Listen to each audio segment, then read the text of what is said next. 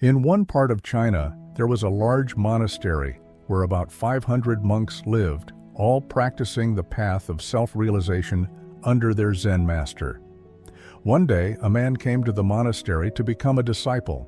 He said to the Zen master, "Sir, I want to know myself. I want to know the truth." The Zen master looked at him and said, "If you want to know the truth, you will have to put your whole life at stake. It may take your entire life to know the truth, and even then, there is no guarantee you will realize it in this lifetime. Are you ready for that?" The man replied, "Sir, I have come here with no intention of turning back. I am ready." The master said, "If that is so, then do one thing. There are 500 monks in this monastery, and you will take care of their rice pounding. Just keep pounding rice from morning to night. When you get tired, sleep, and when you wake up, start pounding rice again. Do nothing else and think of nothing else. Follow this path. Also, do not come to me again. I will come to you when needed." The man began following the master's instructions. He would wake up early in the morning and pound rice until late at night. When he was tired, he would fall asleep in the same room. He neither spoke to anyone, nor did anyone come to him. For the first few months, countless thoughts filled his mind. However, when thoughts find no new subjects, they start to fade away. Gradually, his thoughts began to subside. After a few years, he even forgot his name. He kept working silently in a thoughtless state. He did not meditate or read any scriptures. The other monks in the monastery thought he was foolish and insignificant. They were well versed in scriptures and considered themselves superior.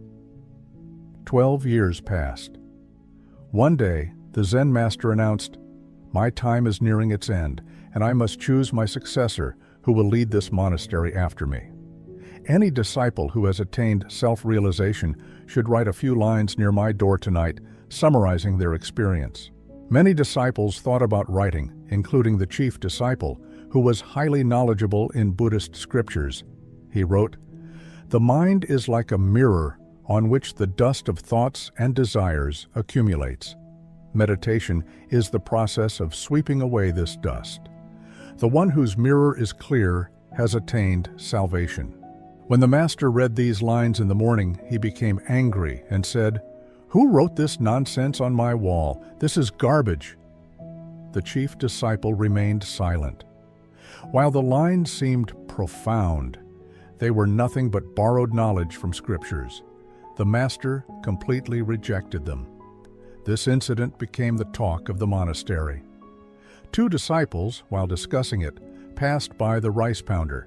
Hearing their conversation, he gently laughed. Surprised, they asked, "Why are you laughing?" The rice pounder replied, "Because the master is right. Those lines are meaningless." Shocked, they asked, "Can you write something better?" The rice pounder said, "I cannot write as I am illiterate, but I can say a few lines. If you write them down, I'll come with you." They agreed and took him near the master's room. He spoke, and they wrote. The mind is just an illusion. Neither the mind nor a mirror of the mind exists. When the mind does not exist, where will the dust settle? The one who realizes this knows the truth. When the master read these lines, he got up in the middle of the night and went to the rice pounder. Waking him up, the master said, "Take this, my stick and robe. From today, you are my successor.